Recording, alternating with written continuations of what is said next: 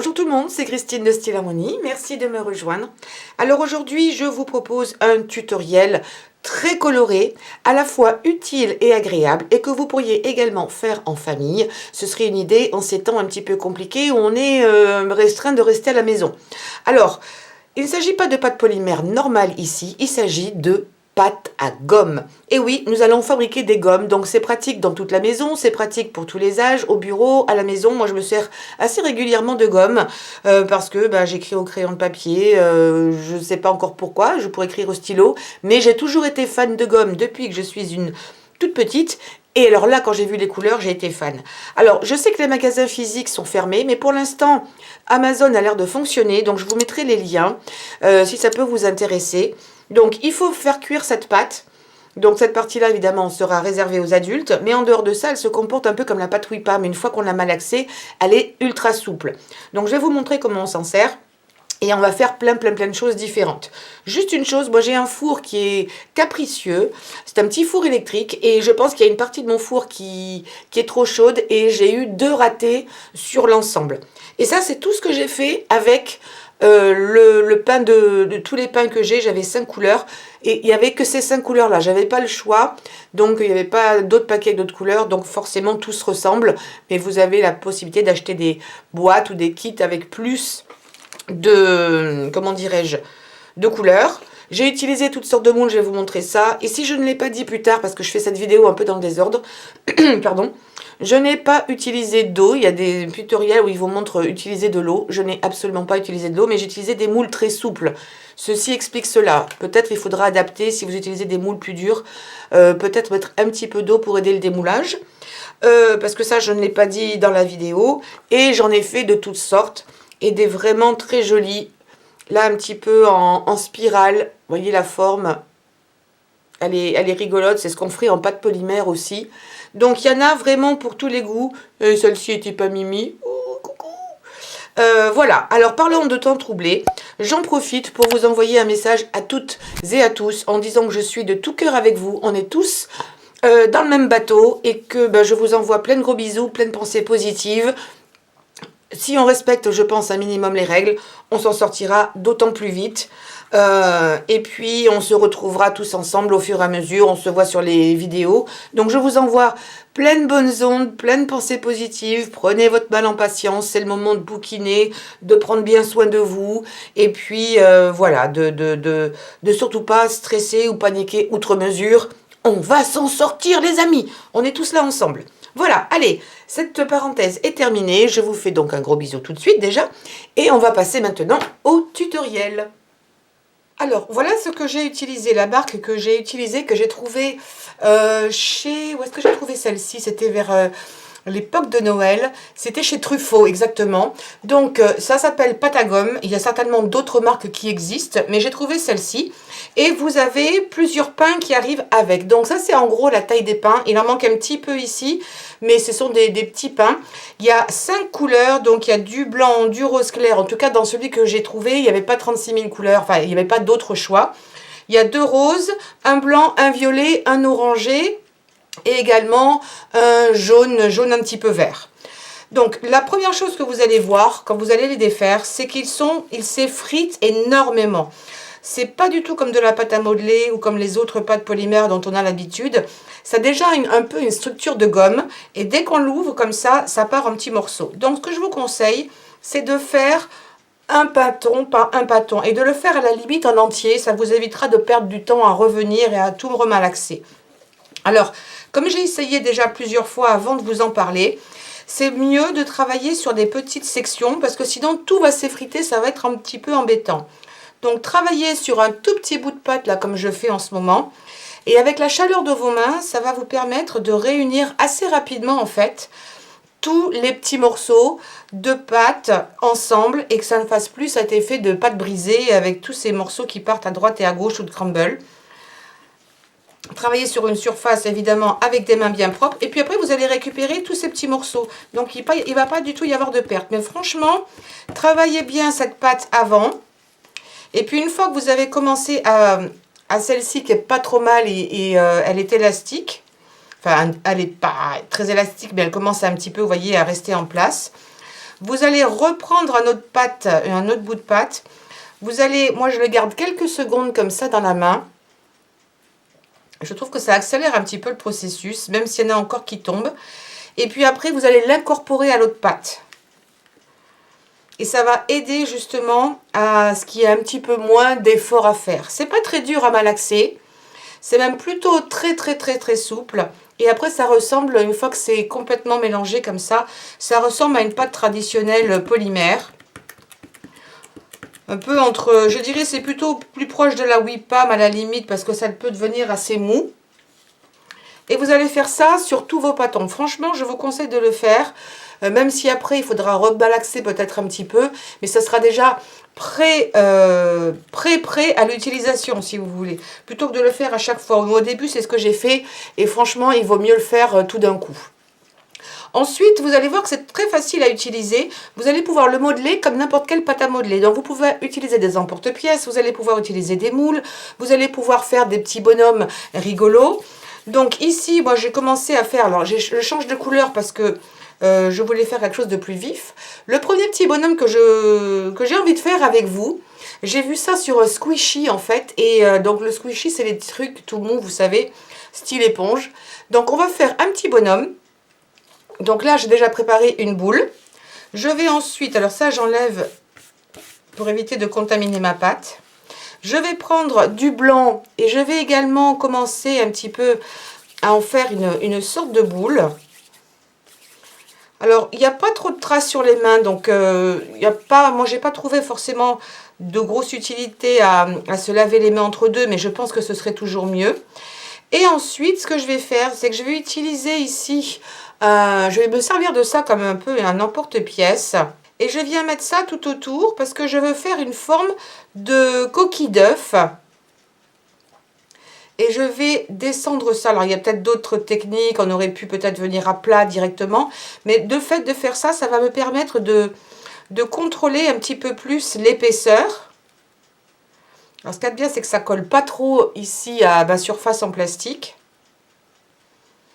Je vais le descendre encore un petit peu parce que je vais l'envelopper ici, faire un petit peu comme Calimero, sauf que ce ne sera pas en noir puisque je n'ai pas la couleur qu'il faut. Voilà, j'essaie de faire quelque chose d'à peu près régulier. Je vois qu'il y a des traces de violet à l'intérieur, tant pis, c'est pas grave, on fera sans. Ou plutôt avec. Voilà. Là ensuite, je vais prendre un cutter, je vais me rapprocher un petit peu et puis je vais commencer à tailler mon petit capuchon. Je ne sais pas si la caméra va le prendre, mais il y a un petit bruit de minuterie. C'est tout simplement mon four. J'ai mis la pâte qui est en train de sécher. Et donc c'est le four qui est encore en action. Donc j'essaye d'être à peu près bien droite ici. Et là, avec le cutter, je trouve que c'est plus pratique de le faire là-dessus. Je vais couper des petits triangles pour faire la petite coquille d'œuf. Alors, techniquement, on n'aurait pas besoin de faire quelque chose de très régulier. Et je me suis dit que finalement, ce serait une activité à la fois sympathique pour donc les enfants. En ce moment, ben voilà, on s'adapte à la situation. Et puis en même temps, pour les adultes. Moi, j'avoue que je suis fan de gomme. J'adore les gommes depuis que je suis gamine. Et ben, ça pourrait être rigolo. Donc, je défais petit à petit ici. Voilà, ça fait un petit peu une sorte de fleur. Alors ça pourrait être une fleur, après tout, je pourrais le laisser en l'air. Ça pourrait être un petit bonhomme rigolo. Sinon, je vais essayer de le mettre plus comme ça en biais. Voilà. Et je vais remettre les petites pointes ici. Ce que je vais faire, c'est que je vais prendre un petit outil pour faire les yeux. Et pour aussi, je vais préparer la bouche. Donc je vais prendre un petit dotting tool là comme ça pour, alors quelle est la, je vais le faire ici. Je vais le faire de ce côté-là. Donc j'appuie un petit peu pour faire les yeux.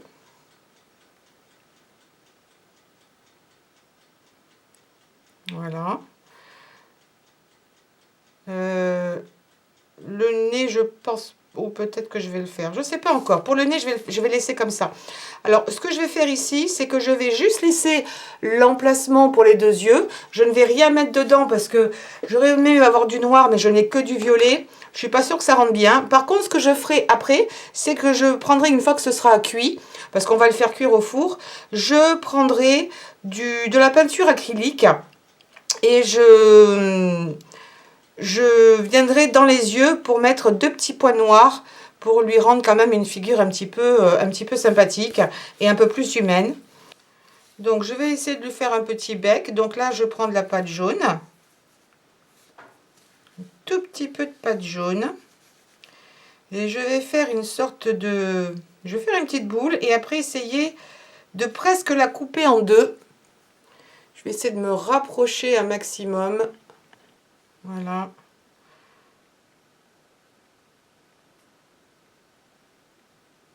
Vous voyez,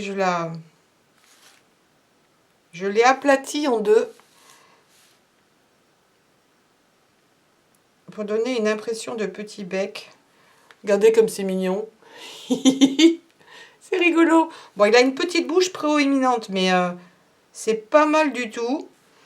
Je vais mettre ça donc dans le four. Je vais m'arrêter ici. Et quand ce sera fini, je mettrai juste une petite pointe de noir au niveau des yeux. Ou alors, je peux essayer de mettre du violet, remarquez. Mais la peinture acrylique, je veux dire, ça ne sera pas dérangeant après parce que ce sera dans un tel endroit que on pourra quand même effacer largement. Et puis elle va sécher, elle va pénétrer, il n'y a pas de souci. Je vais quand même essayer de mettre des toutes petites... Je pense que cette boule-là est trop grande. J'ai pas de noir. Et alors, je sais qu'il y a des gens qui vont forcément me demander, est-ce qu'on pourrait mélanger ça avec de la Fimo ou autre? Honnêtement, je n'en sais rien. Oh, c'est beaucoup trop grand. C'est pas forcément la même température. Celle-ci se cuit à 120 pendant 15 minutes.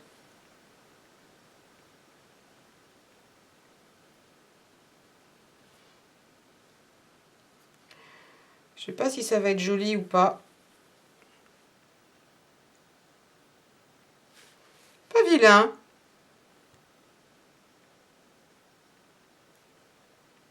Ce n'est pas vilain du tout. Je mettrai peut-être quand même une toute petite pointe de blanc au milieu. De lui donner un petit regard un petit peu humain. Alors pardonnez-moi, je ne suis vraiment pas experte. Mais c'est plus, voilà, pour essayer de mettre un petit peu de blanc sur le coin de l'œil. Et je mettrai peut-être un petit point de noir après. Au niveau du bec, j'en suis contente. Je vais laisser ça de côté. Alors si vous voulez le mettre sur un crayon... Il vous resterez plus qu'à enfoncer votre crayon ou utiliser peut-être, j'imagine, c'est là qu'interviendraient des petits trous pour mettre pour faire le trou et ensuite votre crayon de papier. Là, c'est tellement mignon que je ne vais pas prendre le risque de l'écraser parce que c'est très mou comme il fait chaud dans la pièce. Et je vais passer à l'élément suivant. On va essayer maintenant de faire un petit cactus en utilisant les moules qu'on a ici qui peuvent servir non seulement à la résine mais aussi à tout ce qui est pâte polymère. Alors, pour celui-ci, je vais utiliser un petit peu de pâte, on va appeler ça vert, hein, puisque c'est tout ce que j'ai sous la main. Et puis, je l'ai remodelé un petit peu, et je vais le mettre là-dedans. Et on va utiliser les moules traditionnels que vous avez, ah, j'ai un petit peu de pâte rose, pour faire, eh ben, des petits bonhommes, des petites pièces en tout genre. Je vais enlever l'excédent, je vois que ça dépasse un petit peu ici. Ça se manipule vraiment très très bien. Alors j'ai pourtant bien essuyé mes mains, mais il y a encore des petites impuretés. Donc j'essaie de faire quelque chose de propre. Je pourrais toujours retailler et enlever l'excédent après. Et puis pour le petit pot, je pense que je vais prendre de l'oranger, pourquoi pas. Allez. Ça va peut-être être un peu flashy, mais c'est une gomme en même temps. On ne va pas non plus se mettre la rate au courbouillon. Je la remalaxe un petit peu. Voilà. J'en fais toujours une petite boule avant et ensuite je rentre là-dedans. J'appuie bien sur les côtés. Je fais bien contact. Comme elle est molle, elle se mélange bien de l'autre côté. Voilà, je pense que c'est pas trop mal. Et ensuite, je démoule. Tadam! Alors, j'ai un petit peu d'excédent. Je me rapproche. Je vais enlever juste ici au cutter tout ce qui est en trop.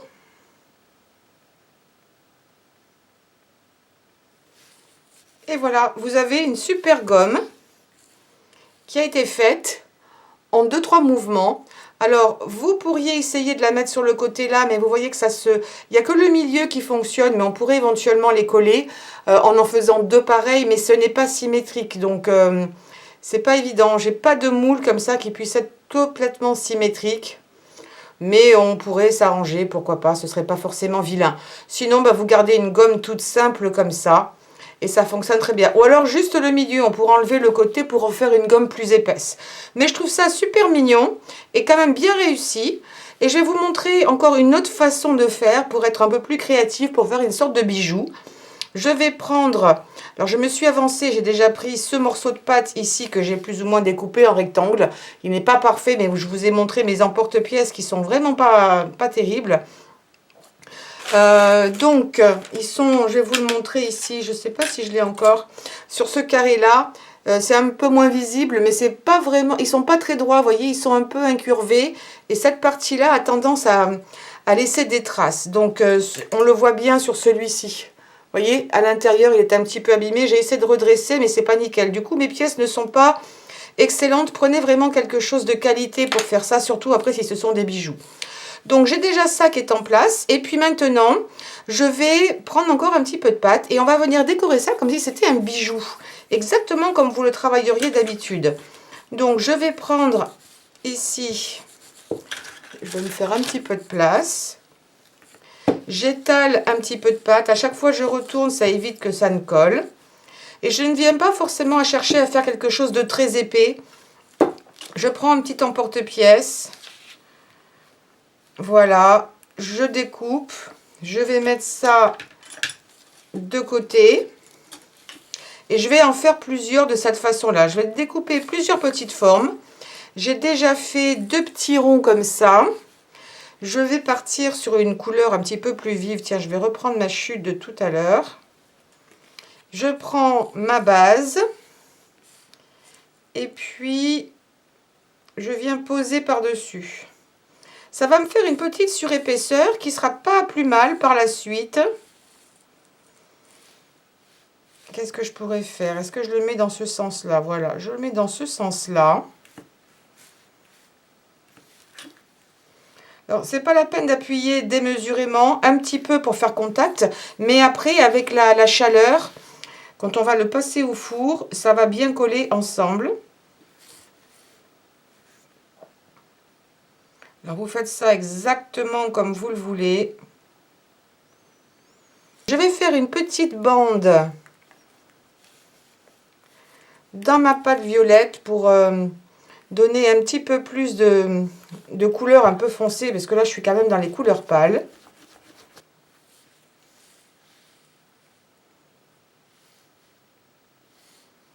Et je positionne ça sur le côté.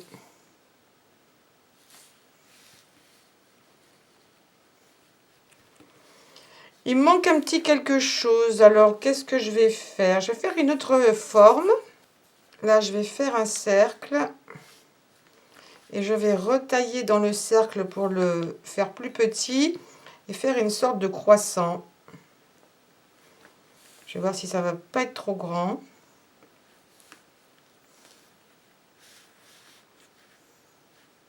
Voilà. Alors, je n'ai pas coupé ça droit du tout, mais on pourrait croire que c'est fait exprès. Alors, vous ne irez surtout pas. Voilà, et je rajoute ça encore par-dessus. On peut venir faire ça aussi épais qu'on le veut. D'ailleurs, je ne vais pas m'embêter. Et je vais rajouter juste un tout petit peu de orange. Et je vais rajouter un tout petit peu de jaune. Je vais faire pareil sur l'autre. Comme ça rendra la gomme un petit peu plus épaisse. Il y aura davantage de quoi s'accrocher dessus, la tenir dans les mains.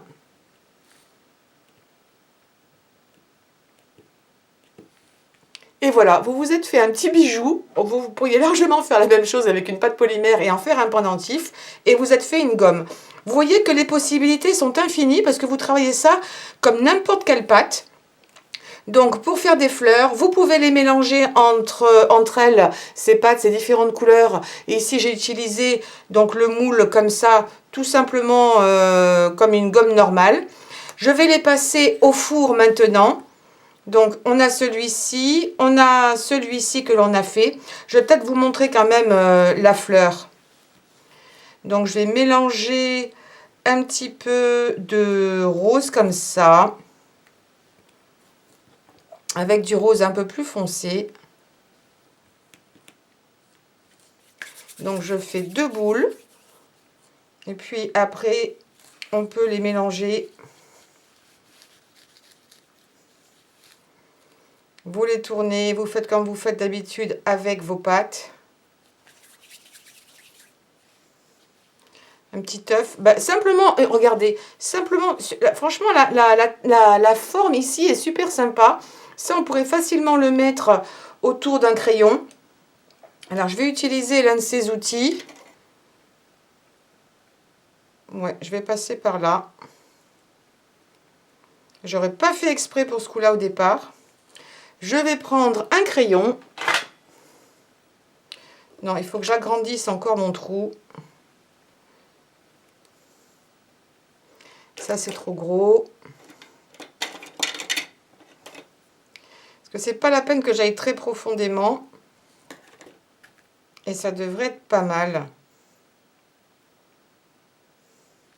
Regardez, c'est mignon, petit forme d'œuf aussi.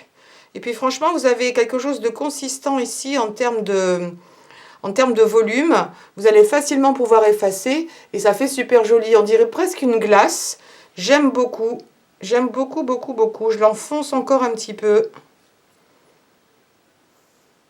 Et puis si jamais ça ne tenait pas, par la suite, je ne sais pas comment ça va se comporter. Alors est-ce que je le laisse sur le crayon ou pas? Vous savez quoi? Je pense que je vais peut-être le laisser sur le crayon.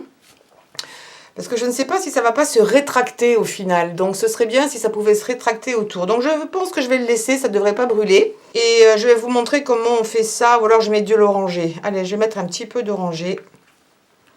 Ça fait des couleurs flashy, mais j'aime bien. Alors un peu plus de foncé, pour plus de contraste, pour faire quelque chose de bien marbré. Et puis, on tourne, on tourne, on tourne. Ça, vous voyez, c'est ce que j'ai fait ici, en plus gros. Donc c'est facile de faire une gomme. J'ai rajouté une petite couleur par-dessus. Et là, ça fait une bonne grosse gomme. Pour les enfants, vous avez plus de choses à tenir dans les mains, suivant leur âge. Mais ça, c'est quelque chose qu'ils peuvent facilement faire avec vous. Hop.